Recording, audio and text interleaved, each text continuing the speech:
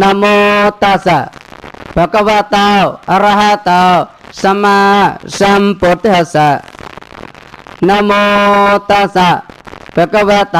อะระหะโตสัมมาสัมพุทธัสสะนะโมตัสสะภะคะวะโตอะระหะโตสัมมาสัมพุทธัสสะโสตตัสสะอายังธัมโมโลกัตถังจินติสิโตมหาสันติกโรโลเกสัพพะสัมปัตติยเกาព្រះធម៌នេះសត្វថ្វលោកឃើញបានដោយកម្រក្រៃលែងព្រះពុទ្ធជាម្ចាស់ទ្រង់សម្ដែងប្រយោជន៍ដល់សត្វថ្វលោកជាធម៌ធ្វើនៅមហាសន្តិគឺសេចក្តីស្ងប់ដ៏ធំក្នុងលោកជាធម៌ឲ្យនៅសម្បត្តិទាំងពួង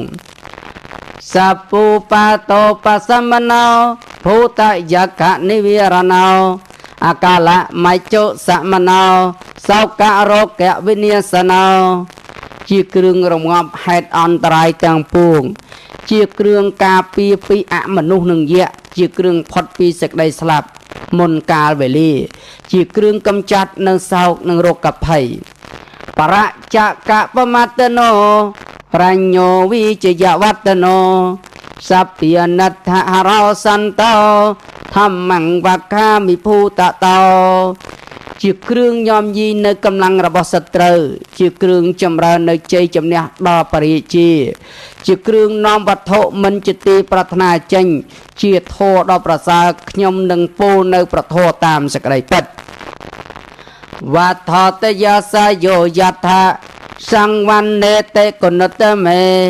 តសតថសុខារោគយៈសោតិយាហន្តិសពតិខ្ញុំនឹងបរនីបរតនត្រ័យណាព្រោះគុណដ៏កម្ពូរណាសេចក្តីសុខការមិនមានរោគនិងសេចក្តីសួស្តីរមែងមានគ្រប់កាលព្រោះគុណដ៏កម្ពូរនោះរបស់បរតនត្រ័យអង្គនោះ